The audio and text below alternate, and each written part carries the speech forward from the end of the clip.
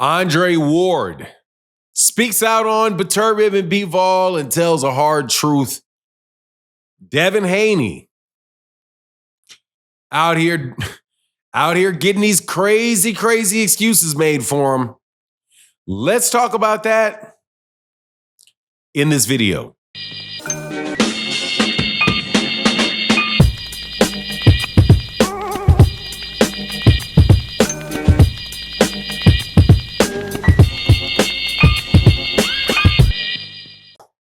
All right, welcome back to the channel. It's your boy Fanon, and in this video, we're going to be talking about, some good conversations in boxing.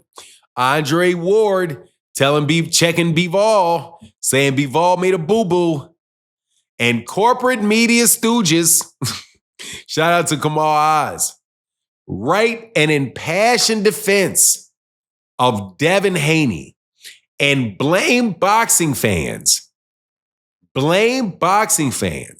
for not supporting him. And this is an article that was in Boxing Scene.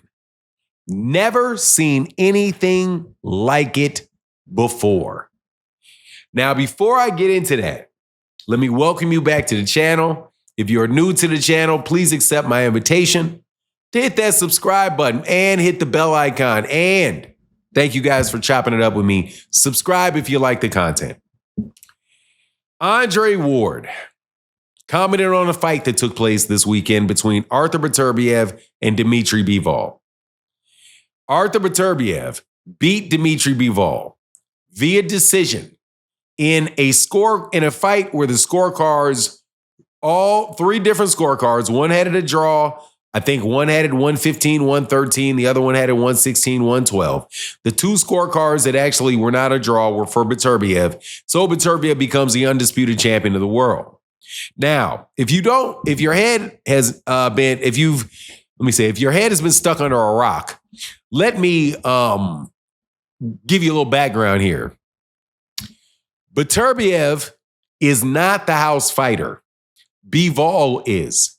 Because Bivol is backed by Turki Al-Sheikh and Eddie Hearn and DAZN, because he was the one that Canelo had fought, but he had beat Canelo. So before that, but Bivol was pretty much like a nobody fight, no different than Artur Beterbiev, but he beat Canelo. So once he beat Canelo, DAZN decided that they were going to build him up and sell him as the world's greatest fighter, one of the greatest fighters in the world. No doubt. I don't have a problem with that. No problem with him doing that. But I think they did it at the expense a bit of the reputation of Artur Beterbiev, because Artur Beterbiev was the better fighter. He's the better fighter, period. He's the better fighter that night. And if they fight again, he's going to be a better fighter again and beat Bivol worse. Now, why do I say that? I say that because of what Andre Ward said. Andre Ward scolded Bivol because of this. Bivol made an admission.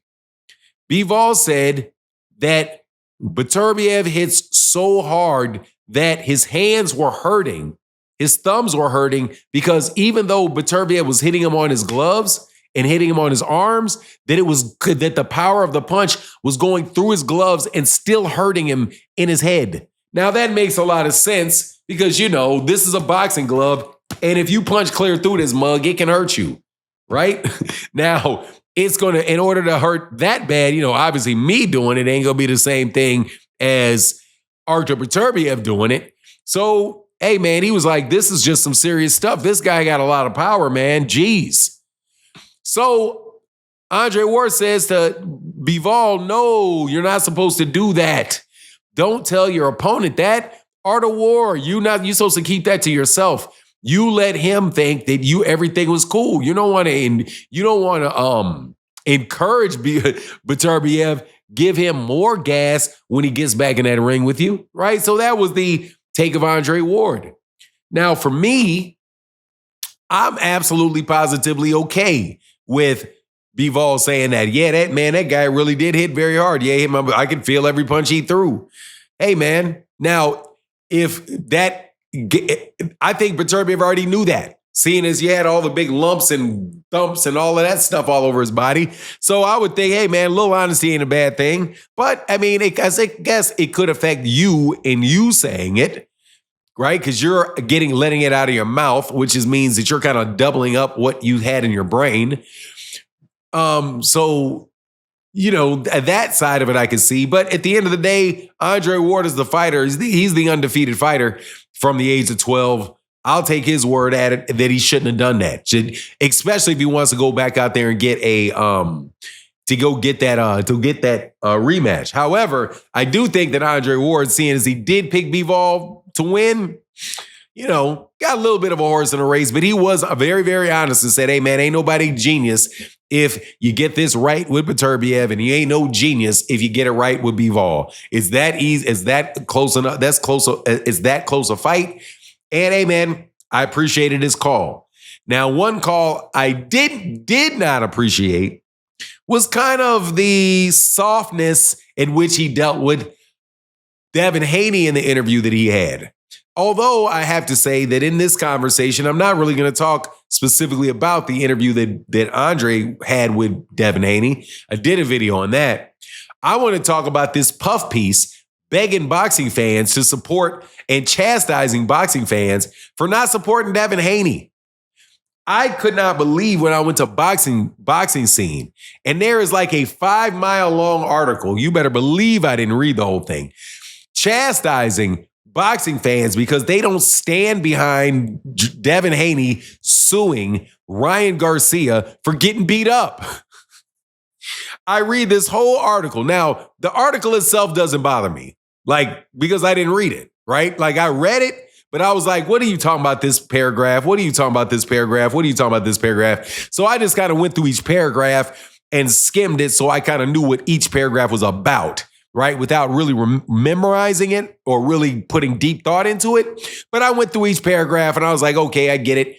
For the most part, you're making an argument that says, shame on you boxing fans for not standing with Devin because Devin is suing Ryan Garcia. And then they proceed to go around and talk about things that don't have anything to do with the lawsuit, like they didn't actually read the lawsuit themselves. Okay? To the guy that wrote that boxing scene article, man, if you don't stop, you cannot sue for battery and a tort at the same time. So I'm telling you the lawsuit is garbage because literally I think the lawsuit is garbage. I don't care whose name is on it. You have to pick one. Either sue the guy for breach of contract because you say the contract was valid and he didn't live up to it, or you sue him for battery and fraud by saying that contract was invalid and you didn't ever consent to it because you wouldn't have consented to it if you would have known he had Osterine in his system. Well, if you're asking them to remove your consent, then you have to remove your consent to the contract that is the basis for your damages for breach of contract. I'm sorry if that sounds overly technical to people, but let me tell you, straight cut, you can't do it in 99.9% of the scenarios in the world. The only time, in the country, not the world, in the country. And the only times that they're going to allow you to do it probably is where there's a prevailing public interest in order to do it. Other than that, it ain't going to happen. So other than that, that article is just a browbeating because people ain't supporting Devin. But look, you can see what's going on with boxing scene. Boxing scene's been garbage for the last 6 months, 8 months since they were taken over, since whoever bought them, since Jake Donovan went over to Ring Magazine. That crap is I wouldn't be surprised if most of that stuff isn't written by AI, you know what I mean? Artificial intelligence. But whatever the case is, this was clearly a paid article for Devin Haney to get people to feel sorry for Devin Haney losing a fight. Dog, no. Get in the ring, beat the dude in the ring, and then maybe somebody will feel sorry for you. Other than that, they ain't trying to hear it. And with that, I'm out. Thank you guys for checking this video out with me. And with that, I'm out. Salute and deuces.